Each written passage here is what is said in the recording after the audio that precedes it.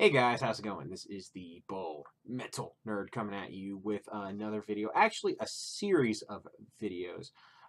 This series of videos is inspired by one of my a brand new subscriber of mine named Grant Imahara. If I mispronounced that, I apologize, Grant. But you had mentioned in one of my videos that you'd be interested in seeing a video about how to get good sound on a budget, where to find the weakest link in your chain, and a few other things. And I thought to myself, wow, that sounds like a really interesting topic for a video. But rather than kind of cramming it all into one video and possibly talking for 2 hours and overwhelming you, I thought it made more sense to kind of break this up into topics. Now, I'm not going to be doing an extreme deep dive into any of this stuff in the video because I'm going to be covering a lot of topics in a relatively short amount of time. So you're going to see a lot of overview type of stuff. As always, if you're really interested in any specific topic and you want to see a video on that topic specifically that I touch on, feel free to leave a comment below requesting that, and I'll probably get around to making that video eventually. Also, in the meantime, if you want to find out about more about any topic that I cover, Google is your best friend. Feel free to research, and see what you can find. Basically, in this, which is part one, I'm going to talk about things that are free and some of the fundamentals of good sound, well, at least free stuff you can do that'll lay the foundation for everything else that's going to be in the series, because basically every single video in this series is going to be based on content from the previous video. I'm going to assume that you watched the previous video and want to build on what was in it. So it's kind of important to watch the series, and there will be dropping off points to where if you think, hey, I'm good to go, I don't need to watch anymore, feel free to drop off. But that's kind of the style that I'm going for.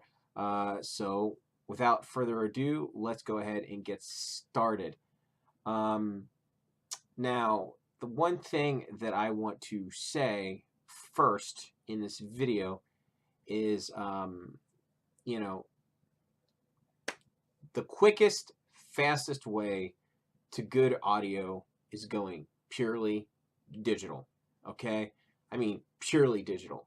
Yes, I know CDs are digital, but frankly, they're not necessary in today's age. You can download digital copies of a CD from the internet or stream them or whatever. So they're not entirely necessary nowadays, but it's a lot easier to get great sound with digital than analog, because digital typically is not nearly as finicky as analog. That's all I'm going to say on it. I'm not going to dive into it. That's going to be, analog and digital is going to kind of be its own separate video on how to get good sound, what it takes to get good sound from either one of those. But that's entirely separate from this. So,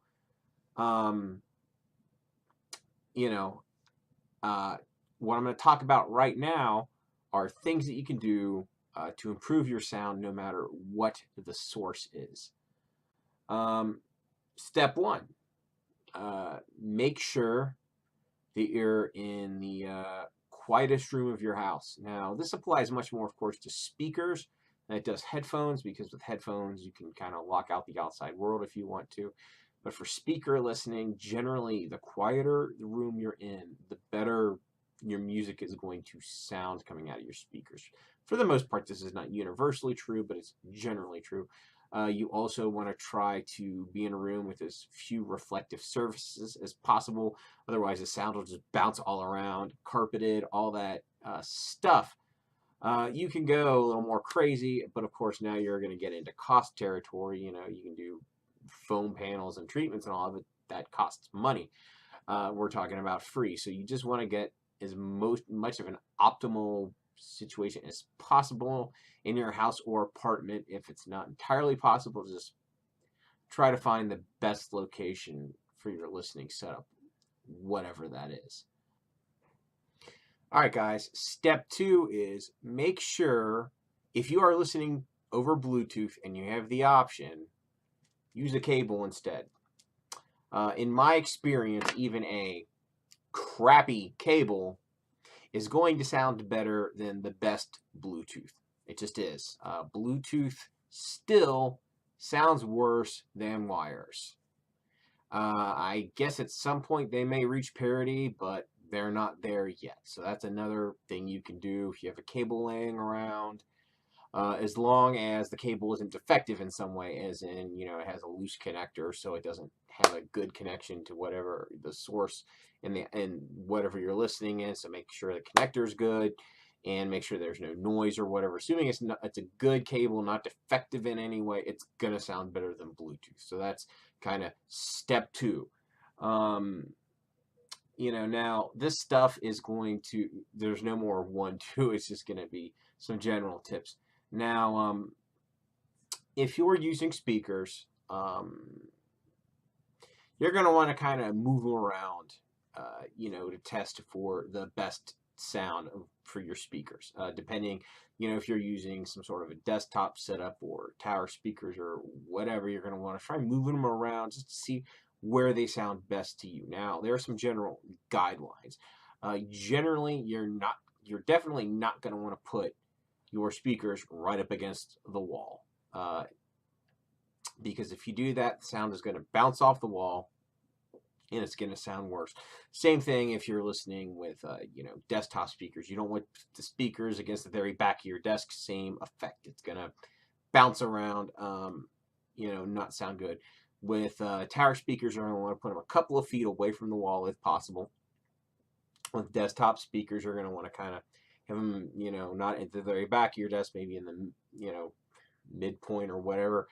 And you're also going to want to, if they're tower speakers, you're going to have them at least maybe about 6 feet apart. Tow them in. You're going to want to, instead of having them facing straight, you're going to kind of want to tow them in at maybe about 45 degrees.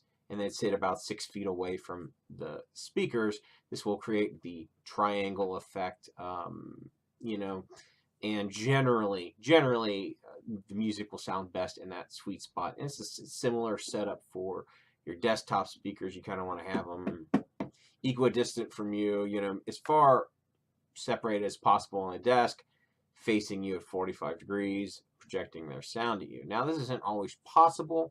In fact, I'm not even taking my own advice currently on this one. But that's generally the best setup. If you want more detail on that, you can Google optimal speaker placement and all that crap. That's entirely something you can do. And it's totally free. It just takes time, right? Now, the next thing you can do is pretty simple. If your setup has any type of EQ or tone, you can play with it and see what you like. If your receiver or speakers or whatever, if it has bass and treble, muck about with it. See what sounds better to you. If you think it sounds better with it up, down, middle, whatever, just play with it. That'll give you an idea. Now the next section is going to relate to just this is instead of everything. This is just this is going to be specifically digital audio from smartphones and computers, right? Basically, I'm going to talk about first how I just talked about EQ on on your physical devices. Well, obviously, we got a software EQ right there on the screen, and if you want to, you can play with it. Now, this is just Music Bee, but many other music players have this too. Of course, most smartphones have some sort of equalizer. You can, of course, play with it, right? There's tons of presets, blah, blah, blah. If you want to play with it, whatever, you can. Generally, though, most of the time I have found that the music sounds best with the software equalizer anyway being off or on flat or something. Your mileage, of course, may vary. The downside to using a software EQ is sometimes if you get it dialed in and you really like the way a certain piece of music sounds with the EQ on, well, the problem with that is if you play another piece of music, it might sound like shit. So there is a bit of downside to doing software EQ. It really just depends on your personal preferences. So feel free to play with it to your heart's content. Next, after that, if you're listening to local files on your computer, aka files that are stored either on your device or on your local network, right? You're going to want to make sure that you are listening either to 320 kilobit MP3 or some, any lossy format. You're going to want it to be very high bit rate. Whatever the max bit rate is for MP3 is 320, or you're going to want to listen to FLAC files. Now, as far as the difference between these, I've done videos in the past that really kind of delved into this. I'm not going to go real deep on this, but a really fast overview of file types. FLAC, of course, is lossless and is really good for archiving your music, right?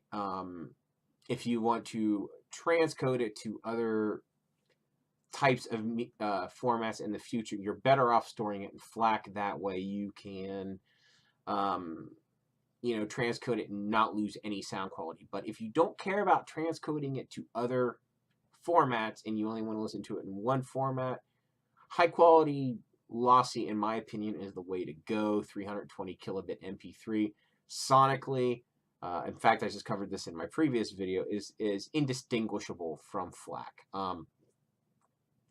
Listening, you're not going to audibly be able to tell a difference, period. Now, again, that's up to you to store whichever way you want. As far as the other formats go, yes, there are a bunch. There's AAC, there's OGG, there's WMA. There are other formats, but honestly, in my opinion, none of those other formats really matter, because FLAC is, for lack of a better term, the universal MP3 of lossless formats. Everything can play FLAC pretty much for the most part nowadays, and literally everything can play MP3. So to me, those would be the two formats I would focus on. Yes, some of the other formats like OGG or AAC or whatever may sound better than MP3 at lower bit rates, like at 128 or 160K or whatever. If you're listening at those bit rates, AAC or OGG might sound better, but really, that's kind of a who cares, because if you're storing your music, if you're actually like ripping your CDs, you're probably doing it to a high bit rate anyway. Storage is so cheap now that I can't recommend doing it at any less than 320 kilobits. It just doesn't make sense. And in my opinion, my favorite way to rip CDs nowadays is using a program, and I'll bring it up real quick for you guys, if it will come up. Jeez, beats. Give me a tip of the day. That's great. Is it going to come up? Oh, there it is. It's called FreeAC. Yeah, it's not as involved as exact audio copy, but this works really well. It's a lot simpler and easier to set up, and simple and easy, always a good thing in my opinion, especially when it has good functionality. But that's assuming you listen to local files. A lot of people aren't even doing that anymore. A lot of people are listening to streaming services. So if you're listening to us, if you do most, you're listening through some sort of a streaming service, you're going to want to go into your options, settings, whatever. You're going to want to tick whatever box that basically lets you increase the bandwidth that it delivers to you. You're going to want to choose, depending if it'll let you choose 320 kilobit, choose that, or high quality, or whatever terminology they use. Or if they give you a lossless option, do that. It really just depends on the service. They're all a little bit different.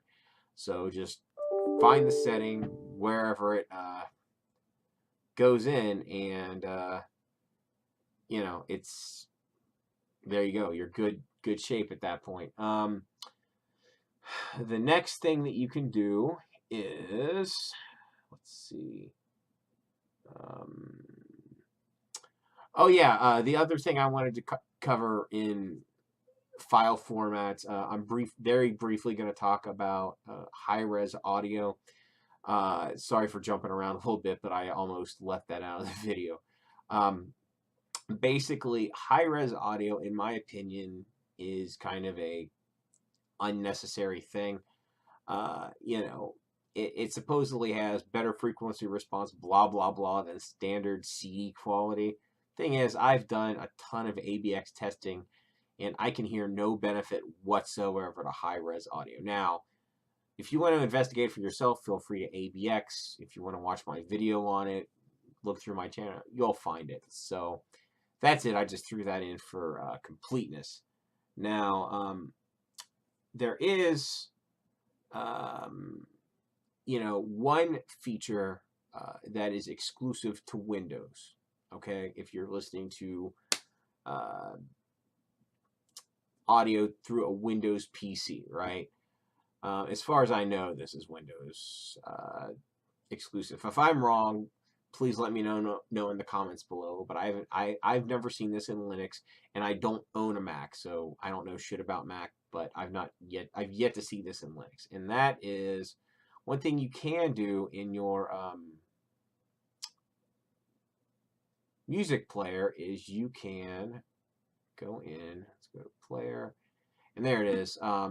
You can choose either Wasapi, WASAPI. This tends to work with pretty much every, that's what I'm looking for, every single sound card or DAC out there. I've never had it not work. This gives the player basically exclusive control over your sound device, and nothing else on your computer will be able to make sound through it when your music is playing through your media player. This can improve the sound quality. I've tried A-Bing it. I can't tell if it does sound better or if it's placebo, because I can't blindly ABX it. If you want to give it a try, it certainly doesn't hurt it to give it a shot. ASIO is also an option, but that is doesn't work on a ton of equipment. I think it only works on specific ones. I'm not sure. Again, I'm not super educated on that. And of course, direct sound is basically uses the standard Windows sound. It doesn't have exclusive mode, doesn't do anything special. But feel free to play around with that, test it out, see what sounds best to you. That's probably the best thing for you to do. And that pretty much brings us to the end of, you know, the first video, right?